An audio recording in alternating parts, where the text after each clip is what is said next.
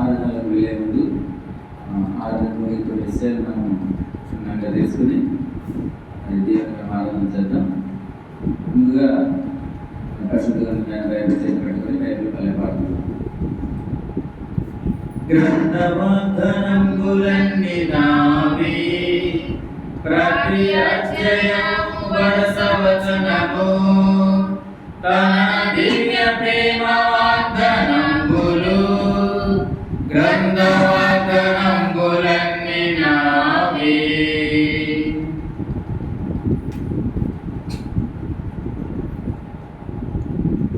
న్యాయాధిపతులు న్యాయాధిపతులు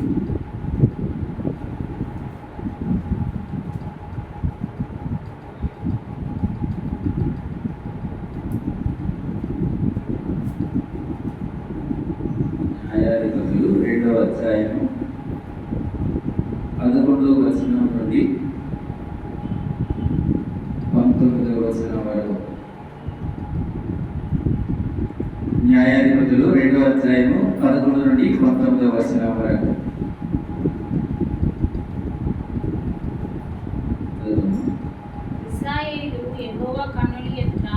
ఇశ్రాయేలీయులు యెహోవా కన్నుల ఎదుట కీడు చేసి ఐగుప్తు దేశంలో నుండి వారిని రప్పించిన తమ పితరుల దేవుడైన యెహోవాను విసర్జించి బయలు దేవతలను పూజించి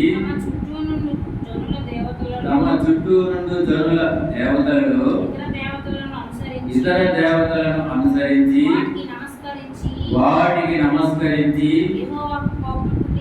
యెహోవాకు కోపము పుట్టించిరి. వారు యెహోవాను విసర్జించి బయలును అస్తారోతును పూజించిరి. కాబట్టి యెహోవా కోపాగ్ని ఇశ్రాయేలు మీద మండెను. ఆయన దోచుకున్న వారి చేతికి వారిని అప్పగించెను. వారు ఇశ్రాయేలీయులను దోచుకొనిరి.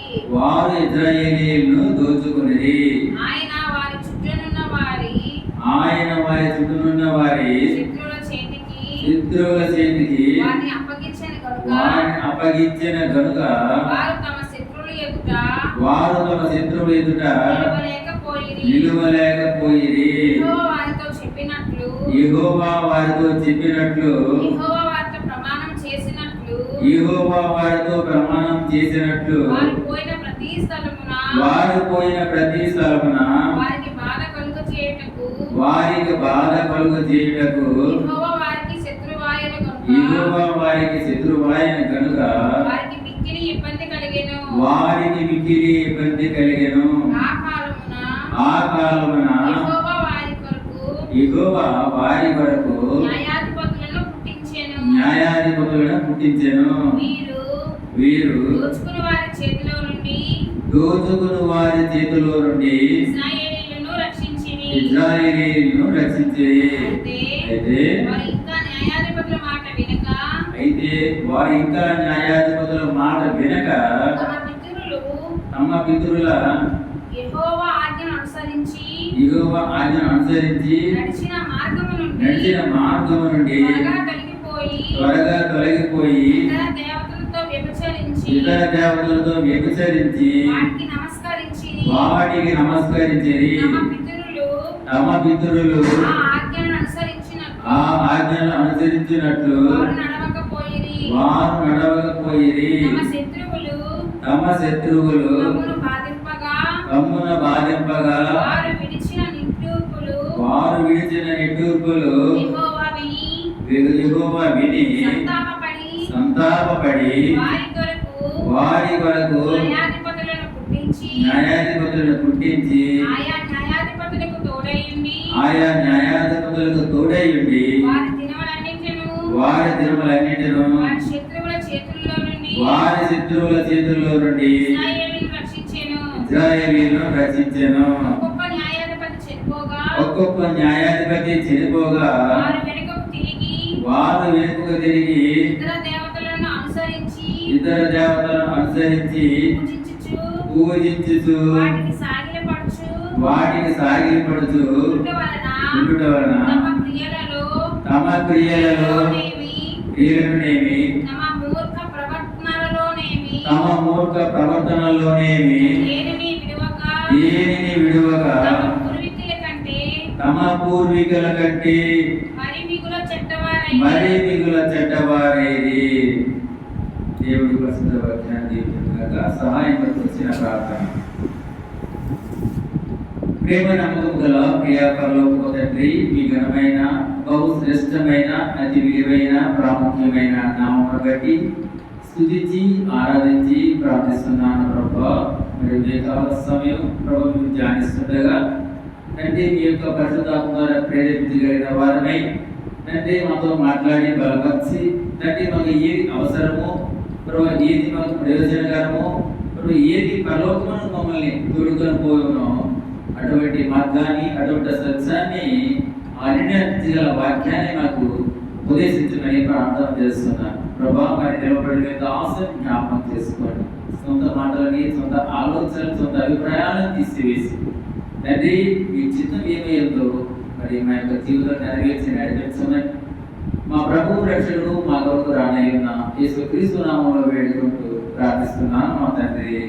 ఆమేన్. ఇది చదవటం ఎక్కువ వాక్యాలు అయినప్పటికీ ఇందులో సత్యం లేకపోలేదు. ఇది దేని గురించి చెప్తున్నంటే ఇజ్రాయేల్ ప్రజలు అనగా దేవుని పిల్లలు, దేవుని సంతానం. అయితే వారు కొన్ని సందర్భంలో వాళ్ళు ఏం చేస్తారంటే దేవుని విడిచి వేరే దేవతలని, లోకంలో ఉన్న ఆచారాలని, లోక పద్ధతుల్ని పాటిస్తూ మరి కొంతకాలం కనబడి అంతసేపు అంతలో భయమైపోయేటటువంటి జీవితం కొరకు వారు ప్రయాసపడుతూ జీవన దేవుని విడిచిన వారిగా ఉన్నారు. అయితే వారు చెదిరిపోయి దేవునికి అవమానకరంగా జీవిస్తున్నప్పుడు వారు బాగుండాలని చెప్పేసి దేవుడు న్యాయాధిపతులను పుట్టించారు. అయినా సరే వారు వినలేదు. అంటే వారు దేవుని ఎరిగిన వారే, దేవుని రక్షణ పొందిన వారే, కానీ మధ్యలో వారు దేవుని విడిచిన వారిగా లోకంలో కలుస్తూ లోకంతో వారు స్నేహం చేసేవారిగా ఇందులో కనబడుతూ ఉంది. అయితే ఈ విషయంలో దేవుడు సంతాపం చాలా బాధపడుతూ వస్తున్నాడు. నా బిడ్డలు, ఇప్పుడు మన పిల్లలు మనకు నచ్చిన విధంగా కాగా మరి వారు వ్యతిరేకంగా జీవించినట్లయితే మనం ఎంత బాధపడతామో, ఎంత అవమానం పొందుతామో, దేవుడికి కూడా అటువంటి పరిస్థితుల్లో ఎందుకు నా బిడ్డలు ఇలా చెదిరిపోయారని చెప్పేసి చాలా బాధపడుతూ వచ్చారు. ఈలోగా ఆ న్యాయాధిపతులు కూడా ఒక్కొక్కరుగా చనిపోవడంతో వీరు మరీ విచ్చలవిడితనానికి వారిష్టం వచ్చినట్టుగా ప్రవర్తించడము జరిగింది అన్నమాట. ఆ సందర్భంలో అంటే ఏదైనా మనకి ప్రమాదం జరిగితే, లేకపోతే ఏదైనా జరగకూడదు జరిగితే, మనకి ఏదైనా నష్టం కలిగితే, అనారోగ్యం వస్తే మనం దేవుడిని నిందిస్తాము. కానీ అక్కడ మనము రాజశాల దేవునికి మహిమ కలగదు కదా అని చెప్పాలి. ఎందుకంటే ఏమి జరిగినను దేవుని ఆజ్ఞ లేకుండా, ఆయన ఇష్టం లేకుండా జరగదు. ఇక్కడ కూడా ఆయన ఏం చేశారంటే, నా ప్రజలు చెదిరిపోయి ఉన్నారు, వారికి బుద్ధి రావాలని చెప్పేసి వాళ్ళని, అంటే ఇజ్రాయేల్ ప్రజలని, దేవుని పిల్లలని శత్రువులకి అప్పగించాడు. శత్రువుల చేతులు నలగొట్టబడి తిరిగి దేవునిగా రావ ఉద్దేశంతో తను చేస్తున్నప్పుడు వారు దాన్ని తట్టుకునే పరిస్థితుల్లో తిరిగి దేవుని యొక్కకు రావడం జరిగింది. మరి ఈరోజు మనం తీసుకునే అంశం ఏంటంటే, నీ అనుగ్రహాన్ని మరలా నాకు లేదా మాకు పుట్టించవా. ఈరోజు వర్తమానం ఒక అంశం ఏంటంటే, నీ అనుగ్రహాన్ని మరలా, అంటే ఇదివరకు ఆయన యొక్క అనుగ్రహాన్ని పొందారు, ఆయన నుండి సంతోషాన్ని పొందారు, మరి ఆయనతో జీవితం అనుకున్నారు. మధ్యలో వారు దేవుని విడిచి, దేవుని విడిచి లోకంలో చెదిరిపోతూ కలిసిపోతూ అన్ని దేవతలను పూజిస్తూ దేవునికి అవమానకరంగా బాధకరంగా జీవించడం జరిగింది. అప్పుడు దేవుడు అనుమతితోటే వారు కొన్ని శ్రమలు అక్కడ ఐగుప్తు దేశంలో కొన్ని అనుకుంటుంది. అయితే ఐగుప్తు దేశంలో తీసుకొచ్చిన తర్వాత కూడా వారు దేవుని మాట వినవారిగా చూస్తూ వస్తున్నారు.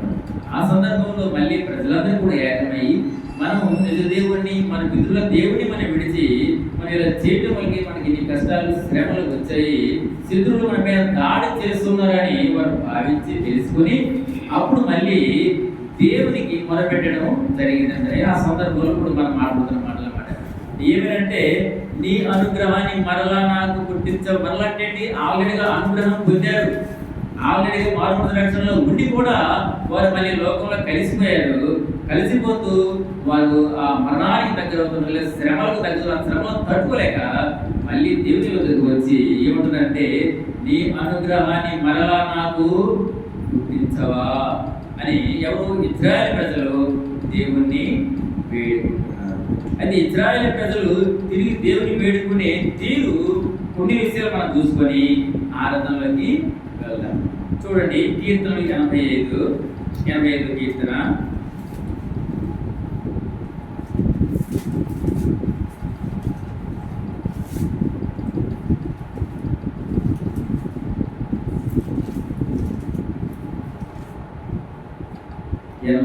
కీర్తన 4 నుండి 7 వరకు.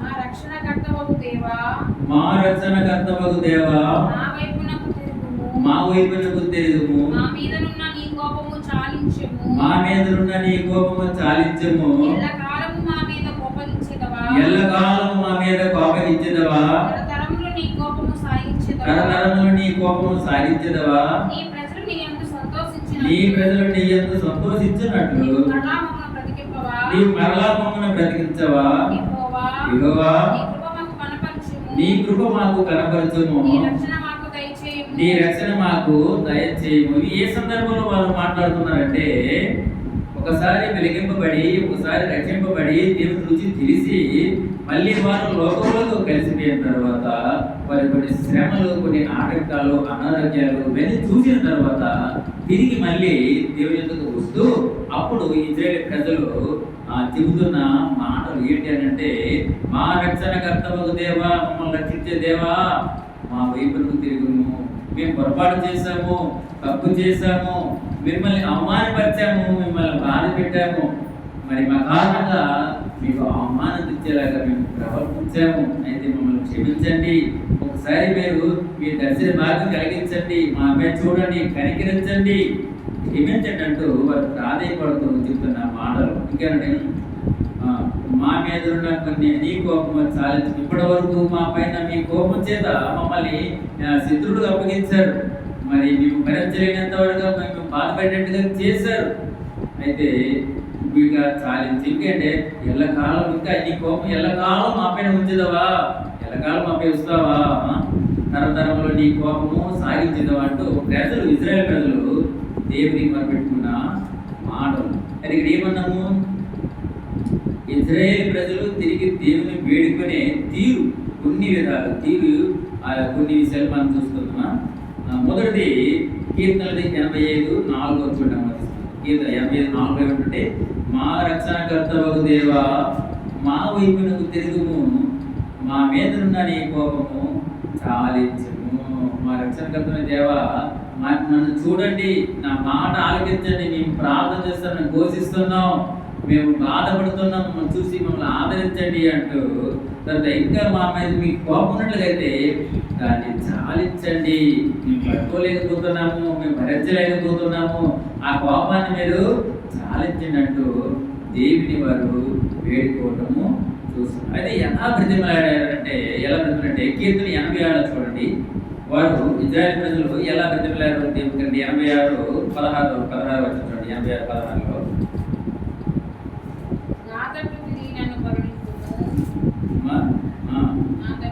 నా తట్టు తిరిగి నన్ను కరుణింపుము, నీ సేవకు బాగుంటున్నా. చాలు. ఎందుకంటే మీరు అలా ఏమి ప్రతిపడుకుంటున్నారో చూడండి. ఎలా పెడుతుంటే నా తట్టు తిరిగి నన్ను కరుణింపుము. ప్రభా, మేము తప్పు చేశాము, మమ్మల్ని క్షమించండి, ఒకసారి మీ దర్శన భాగం కలిగించండి, మా వైపు తిరగండి, మమ్మల్ని చూడండి, కరుణించండి అంటూ ఆ ఇశ్రాయేలు ప్రజలు ఎవరిని? దేవుణ్ణి వేడుకుంటారు. మనం కూడా మన జీవితాల్లో మనం కూడా లోప వైపు చూస్తూ మనకున్న బలహీనతలు బట్టి మనం కూడా ఒక్కొక్కసారి మనము పడిపోవటము, మరి దేవుని వ్యతిరేకమైన కార్యాలు మనం చేయటము, లేక దేవునికి ఇష్టమైన పనులు చేయటం మనం చేస్తూ ఉండొచ్చు. అలాంటప్పుడు మనకి శ్రమలు వస్తాయి, బాధలు వస్తాయి, అవమానం వస్తుంది, శత్రువులు మనపై దాడి చేస్తారు. అయితే ఇదంతా కూడా దేవుడి యొక్క చిత్తం లేకుండా జరగదు. మనం అనుకుంటాము దేవుడు మా వైపు లేడు, మేము ఎంత ప్రార్థన చేస్తున్నాము, ఆరాధిస్తున్నాము, ఆయన కొరకు మేము ఇన్ని కార్యాలు చేస్తున్నప్పుడు కూడా దేవునికి మా పైన దయ లేదా అని అంటామే. అది తప్పు. ఏది జరిగినా దేవుని అనుమతి లేకుండా, ఆయన అనుమతి లేకుండా జరగదు. మనకి మంచి జరిగినా చెడు జరిగినా ఆయన అనుమతితోనే జరుగుతుంది.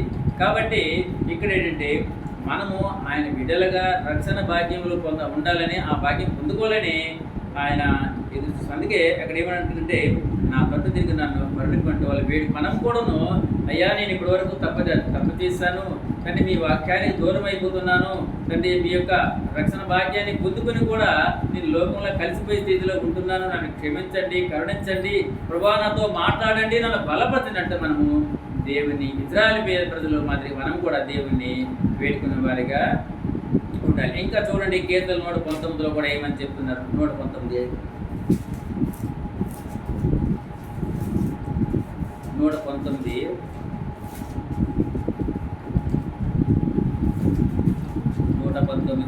వచనం. 132వ వచనం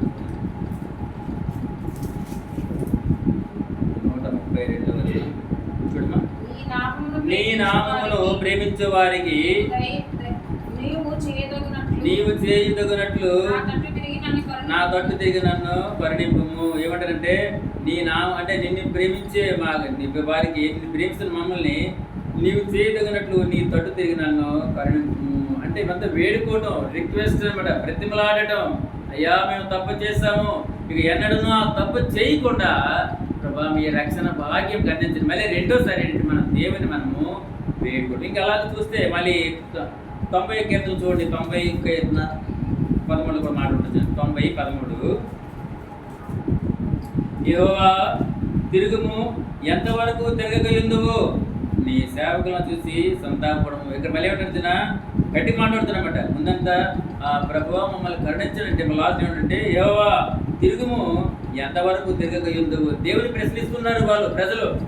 ఇంకా మేము ఇంత రోధిస్తున్నాము, ఇంత ప్రార్థన చేస్తున్నాము, మేము కేకలు వేస్తున్నాము, ఇంత బాధపడుతున్నాము, అవస్థ పడుతున్నాము, ఇంకా మాపై మీకు దయలేదా, ఇంకా మీరు కోపం ఉంచుకుంటారా, ఇంకెంతకాలం మమ్మల్ని ఇలా అంటే బాధ గురి చేస్తారంటూ వారు రోధిస్తున్నారు. మనం కూడా మన జీవితాల్లో కూడా ఒకసారి 2 సార్లు 3 సార్లు 10 సార్లు ప్రార్థన చేస్తున్నప్పుడు దేవుడు వినకపోవచ్చు, వింటాడు. వినకపోయిన దేవుడు కాదు, వింటాడు.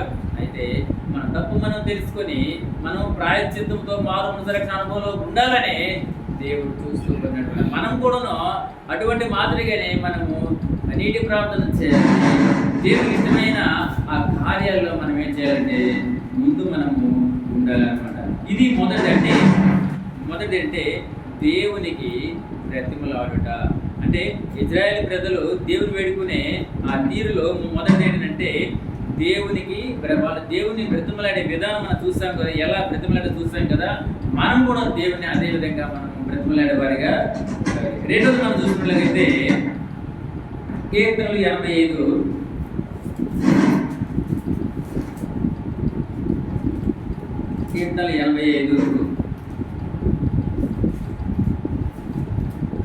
4-5 వచనాలు. మా రక్షణకర్తవగు దేవా మా వైపునకు తిరుగుము, మా మీదనున్న నీ కోపము చాలించుము, ఎల్లకాలము మా మీద కోపగించదవా, తరతరములు నీ కోపము సాగించదవా. అంటే నీ కోపము నాపై లేదా మాపై ఉండనీయకము. మొదటిది ఏమని వారు ఆయనకి ప్రార్థన చేశారంటే దేవునికి బ్రతిమలాడారు. మొదట అయ్యా ఇది ఒకసారి మా వైపు తిరగండి, మా గోస మా బాధ ఆలకించండి, మా ప్రార్థన అంటే ఒకసారి బ్రతిమలాడారు మొదటిది. రెండోసారి ఏం చేశారంటే నీ కోపము లేదా నాపై లేదా మా పైన ఉండకుండా మమ్మల్ని క్షమించండి. అంటే నీ కోపం మాపై ఉండనీయకము అంటున్నారు. చూడు కీర్తన 85:4-5 అంటే ఎల్లకాలం మా మీద కోపగించదవా, తరతరములో నీ కోపము సాగించదవా. అంటే కోపపరుడి కానీ పాపం జీవితం. ఆ కోపం కూడా అంటే ఉదయం మొదలుకొని ఆ సాయంత్రం వరకు అంటే సాయంత్రంగా ఆ కోపాన్ని మనము తీసేసుకోవాలి. అలాగే దేవుడికి వీళ్ళు అడుగుతున్నారు ఇంకా ఈ కోపం ఉందా అని చెప్పి అడుగుతున్నారు అనమాట. అయితే బ్రతిమలాడే విధానం కూడా మనం చూద్దాం. చూడండి కీర్తనలో 6వ కీర్తన బ్రతిమలాడే విధానం ఎలా ఉందో చూడండి. ఇజ్రాయేల్ ప్రజలు దేవుడికి బ్రతిమలాడే విధానం.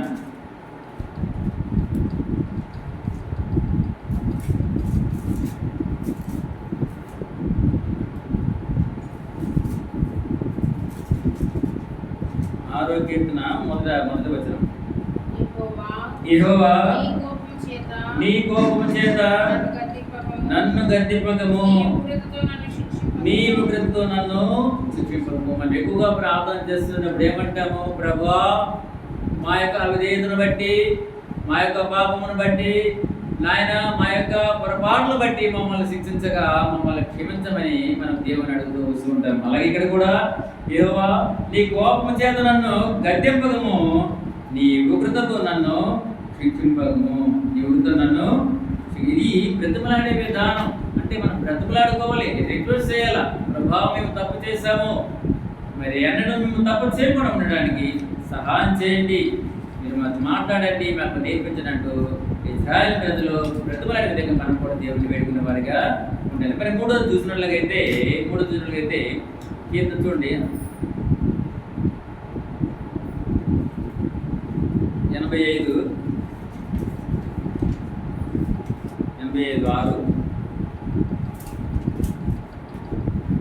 నీ ప్రజలు నీ యందు సంతోషించినట్లు నీవు మరలా మమ్మల్ని బ్రతికింపవా.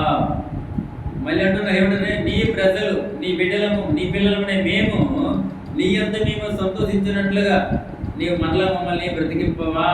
మేము మీ యందు జీవము కలిగి ఆనందంతో సంతోషంగా ఉంటున్న మేము లోకం వైపు తిరిగి లోక ఆశలకు లోబడి పడిపోయి ఉన్నాము, నలిగిపోయి ఉన్నాము, చితికిపోయి ఉన్నాము.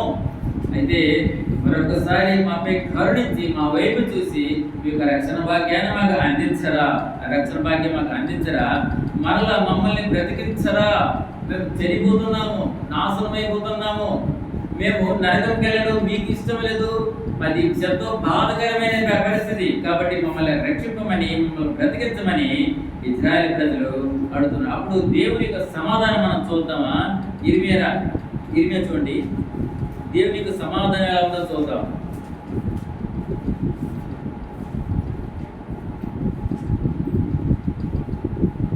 ఇర్మియా 3వ అధ్యాయము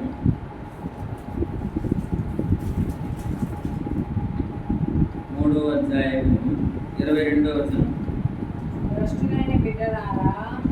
దేవుడు ఏమంటుంటే వాళ్ళని ఇజ్రాయేల్ ప్రజలు అంటున్నాడు, భ్రష్టులైన బిడ్డలారా తిరిగి రండి, మీ అవిశ్వాసమును నేను బాగు చేసేదను,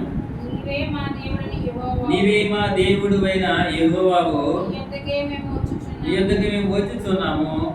చాలు. అంటే ఎప్పుడైతే వీళ్ళు వేడుకున్నారో, ఘోషించారో, అప్పుడు దేవుడు వారితో చెప్తున్న మాటలు ఏంటంటే తెలిసిన వారిని ఏమి చెబుతుంది? భ్రష్టులైన బిడ్డలారా.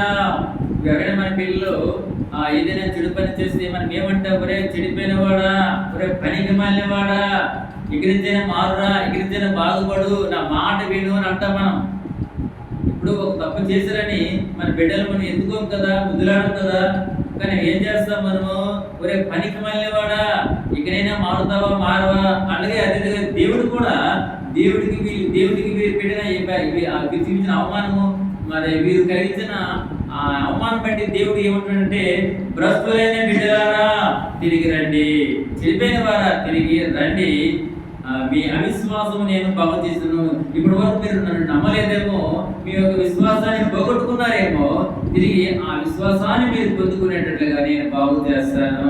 మీరు ఆ విశ్వాసాన్ని నేను తీసివేసి మీకు విశ్వాసాన్ని ఇచ్చి మిమ్మల్ని నా బిడ్డలుగా తిరిగి చేర్చుకుంటానని దేవుడు చెప్తున్న మాటలు అన్నమాట. ఇంకా చూడండి, 30 అధ్యాయాలకు చూడండి మాట. 30 అధ్యాయము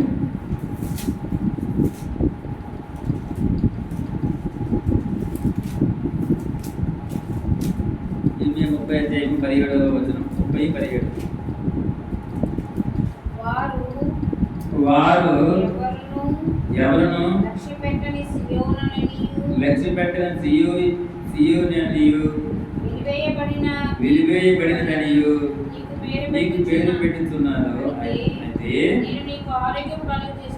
నేను నీకు ఆరోగ్యం కలుగు చేసేదను, నీ గాయములు మాన్పెదను. ఇది యెహోవాకు. ముందేమన్నారట, భ్రష్టులైన పిల్లలారా ఇటు తిరగండి రండి అని అన్నారు. రెండోసారి ఏమంటే, నేను నీకు ఆరోగ్యం కలుగు చేసేదను, నీ గాయములు మాన్పెదను. గాయములు అంటే పుట్టు మాయకులే కాదు, మనకి ఏవైనా సమస్యలు ఉన్నాయా, ఏవైనా ఇబ్బందులు ఉన్నాయా, ఏవైనా అంటే దేవునికి ఇష్టమైన కార్యాలు మళ్ళీ ఉన్నట్లయితే అవన్నింటినీ కూడా మాన్పించి తిరిగి ఆయన బిడ్డలుగా చేసుకోవడానికి ఆయన ఇష్టపడేవాడిగా ఉన్నాడు అనమాట. కాబట్టి ఇక్కడ ఏంటంటే మొదటిది ఆయన మనం బ్రతమాడుకోవాలి. మేము ఇప్పటి వరకు పాపం చేసి అలసిపోయామో, వ్యవసాయపోయామో, శత్రువుల చేతులు నలిగిపోతున్నాం. కాబట్టి మమ్మల్ని రక్షింపమని ఒకసారి మమ్మల్ని చూసి మా ప్రార్థన ఆలకించమని మనం బ్రతమాడుకోవాలి. రెండోది ఇంకా కూడా మా పైన మీ కోపము ఉండనీయకండి. మూడోది చూస్తే, మరి నీవు మమ్మల్ని మరలా బ్రతికింపవా, మేము చనిపోయే స్థితిలో గుర్తిస్తున్నాం, నరకానికి పాత్రలు మమ్మల్ని మళ్ళీ బ్రతికించండి అంటూ వారు ప్రాధాన్యపడ్డ మనము చూస్తున్నాం. ఇక నాలుగోది చూసినట్లయితే, నాలుగోది కీర్తనలు 85:7 యెహోవా నీ కృప మాకు కనబరచుము, నీ రక్షణ మాకు దయచేయము. 85:7 యెహోవా నీ కృప మాకు కనబరచుము, నీ రక్షణ మాకు దయచేయము.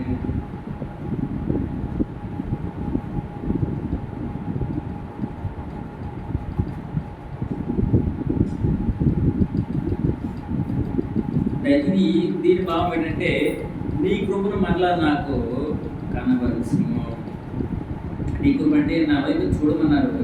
తర్వాత మా మొర ఆలకించండి, ఇంకా మాపై పాపం ఉంచుతుంటూ ఇంకా బ్రతమలాడుకుంటూ మళ్ళీ మాకు రక్షణానందం పుట్టించమంటూ ఇప్పుడే 4 ఏమంటారంటే, మళ్ళా నాకు అంటే మీ కృప, ఇప్పటి వరకు మీ కృపలో ఉంటూ మేము తప్పిపోయాము కనుక మమ్మల్ని క్షమించి మళ్ళీ అదే కృపను మాకు కనబరచండి, అదే కృపను మాకు కనబరచండి, ఆ కృపలో ఉండేటట్లుగా మమ్మల్ని దీవించమని వారు వేడుకుంటిగా చూస్తున్నాం. అయితే ఇక్కడ ఏంటంటే, తగ్గింపు స్వభావం గల వారిగా ఉంటున్నారు వారు. ఎందుకంటే ఇదివరకు ఏదైతే మేము పొందుకున్నామో ఆ పొందుకున్న దాన్ని విడిచిపెట్టే వారిగా జీవించాము.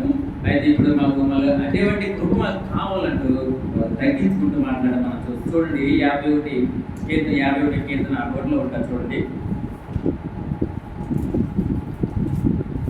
51:1 దేవా నీ కృప చొప్పున నన్ను కరుణింపుము, నీ వాత్సల్య బాహుల్యము చొప్పున నా అతిక్రమలను తుడిచివేయము. ఇందులో తగ్గింపు స్వభావం గల మాటలు అంటే, దేవా నీ కృప చొప్పున నన్ను కరుణింపుము అంటే నీకున్న కృపను బట్టి, నీకున్న గొప్పదైన ప్రేమను బట్టి మమ్మల్ని కరుణించండి.